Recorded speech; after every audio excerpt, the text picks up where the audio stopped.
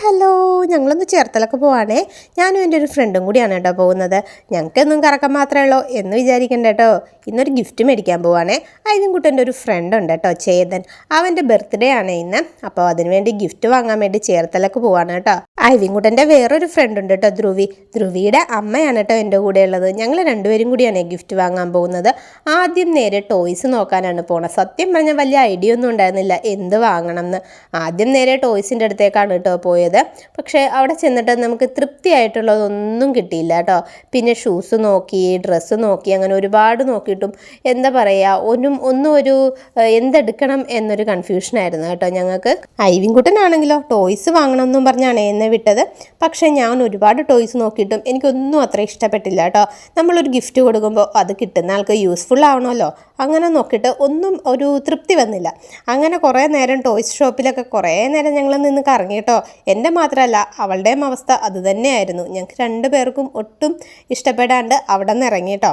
അവിടെ നിന്ന് ഇറങ്ങി നേരെ പോയത് ഒരു ടെക്സ്റ്റൈൽ ഷോപ്പിലേക്കാണ് കേട്ടോ. ഞങ്ങൾ ഫൈനലി തീരുമാനിച്ചു ഉടുപ്പ് തന്നെ കൊടുക്കാമെന്നേ. അങ്ങനെ ഉടുപ്പൊക്കെ നോക്കുന്നതാണ്. ഒരുപാട് സെലക്ഷൻ ഉണ്ടായിരുന്നു കേട്ടോ. ഒത്തിരി ഇഷ്ടപ്പെട്ടു. കുട്ടികളുടെ ഒത്തിരി കളക്ഷൻസ് ഉണ്ടായിരുന്നു കേട്ടോ അവിടെ. കുട്ടികളുടെ ഡ്രസ്സ് മാത്രമേ ഉണ്ടായിരുന്നുള്ളേ. അങ്ങനെ ഞങ്ങൾ രണ്ടുപേരും ഓരോ ഡ്രസ്സ് എടുത്തു. പിന്നെ ലിമയുടെ ഒരു കസിന് വേണ്ടിയിട്ട് കുട്ടി ഉടുപ്പും കുറച്ച് മേടിച്ചു കേട്ടോ. അങ്ങനെ അതുമൊക്കെ ആയിട്ട് ഞങ്ങൾ തിരിച്ചു പോയേ. അന്ന് തന്നെ നൈറ്റിലായിരുന്നു കേട്ടോ ഫംഗ്ഷൻ. രണ്ടുപേരും സ്കൂളിൽ നിന്നൊക്കെ വന്ന് റെഡിയായി. ഞങ്ങളത് ഫംഗ്ഷൻ നടക്കുന്ന ഹാളിലെത്തി കേട്ടോ.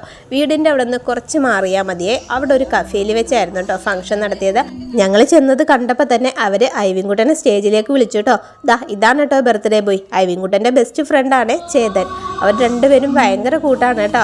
അതുകൊണ്ട് തന്നെ അവൻ കൂടെ തന്നെ നിർത്തിയേക്കുമായിരുന്നു കേട്ടോ ഐവിൻകുട്ടനെ. ചേതൻ എല്ലാ ദിവസവും വീട്ടിൽ ഐവിൻകുട്ടൻ്റെ വിശേഷം പറഞ്ഞ് അവരുടെ വീട്ടിലുള്ളവർക്കെല്ലാം ഐവിൻകുട്ടനെ ഭയങ്കര ഇഷ്ടമായിരുന്നു കേട്ടോ. അങ്ങനെ കേക്ക് മുറിക്കലൊക്കെ കഴിഞ്ഞു കേട്ടോ. ടോട്ടലി ഒരു ടൈറ്റാനിക് തീമിലായിരുന്നു കേട്ടോ അവരിതെല്ലാം സെറ്റ് ചെയ്തിരുന്നത്. നല്ല രസമുണ്ടായിരുന്നേ. അതൊക്കെ കഴിഞ്ഞ് ഐവിൻകുട്ടൻ ചേതന് ഗിഫ്റ്റൊക്കെ കൊടുത്തു കേട്ടോ. ഗിഫ്റ്റ് കൊടുത്തു കഴിഞ്ഞ് അവർ ചെയ്തതൊന്ന് കണ്ടു നോക്കിക്കേ. കണ്ടോ, ഇപ്പോഴത്തെ പിള്ളേരൊക്കെ അടിപൊളിയാണല്ലേ. അത് കഴിഞ്ഞ് ഭയങ്കര ഡാൻസ് ആയിരുന്നു കേട്ടോ രണ്ടുപേരും കൂടി സ്റ്റേജിൽ നിന്ന്. ഐവിൻകുട്ടനൊക്കെ ഡാൻസ് കളിച്ച് കുഴഞ്ഞു. വിളിച്ചിട്ടാണെങ്കിൽ വരണുണ്ടോ.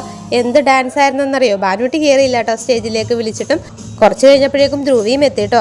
അവരിച്ചിരി ലേറ്റായി പോയെങ്കിലും വന്നപ്പോൾ പിന്നെ തകർത്തേ. 3 പേരും കൂടി ഭയങ്കര ഡാൻസ് ആയിരുന്നു. ഞങ്ങൾ പിന്നെ കുറച്ച് നേരം അവിടെയൊക്കെ കറങ്ങി നടന്നേ. ആ കഫേ നല്ല അടിപൊളിയായിരുന്നു കേട്ടോ. നേരത്തെ ഒരു പ്രോഗ്രാമിന് വേണ്ടി ഞങ്ങളവിടെ പോയിട്ടുണ്ട്. എന്നാലും ഇതൊരു പ്രത്യേക ഭംഗിയുണ്ടായിരുന്നു മൊത്തത്തിൽ. ഊഞ്ഞാലൊക്കെ ഉണ്ടായിരുന്നു കേട്ടോ. കയറിയിരുന്ന് ആടുന്ന ഞാനും ഐവിൻകുട്ടനും ഭാനുട്ടിയൊക്കെ കുറേ നേരം അതുമേ തന്നെയായിരുന്നു. അതൊക്കെ കഴിഞ്ഞിട്ടാണ് ഫുഡ് കഴിച്ചത്. ഐവിൻകുട്ടന് ഭയങ്കര സന്തോഷമായിട്ടോ. ഇതുപോലത്തെ ഒരെണ്ണം നമുക്ക് വീട്ടിലും മേടിക്കാം അപ്പ എന്നും പറഞ്ഞാണ് കേട്ടോ ഇരുന്നേച്ചത്. ഇനി എന്ത് പറയുമെന്നറിയില്ല വീട്ടിൽ ചെല്ലുമ്പോൾ. അതെല്ലാം കഴിഞ്ഞ് ഞങ്ങൾ ഫുഡൊക്കെ കഴിച്ച് നല്ല അടിപൊളി ഫുഡായിരുന്നു. അതും കഴിഞ്ഞ് വീട്ടിൽ പോകാം എന്ന് പറഞ്ഞതിനാണ് ഐവിൻകുട്ടൻ ഈ കരച്ചിൽ കരയുന്നത്. ഇനി എനിക്ക് പോകണ്ടേ, ഞാൻ കുറച്ച് കഴിഞ്ഞ് വരാവേ എന്നൊക്കെ പറഞ്ഞ് ഭയങ്കര ബഹളമായിരുന്നേ. കൂട്ടുകാരുടെ അടുക്കൽ നിന്ന് പോരാൻ അവന് കഴിയില്ലായിരുന്നു. പിന്നെ ഒരുവിധം വിളിച്ചൊക്കെ കൊണ്ടുപോയേ.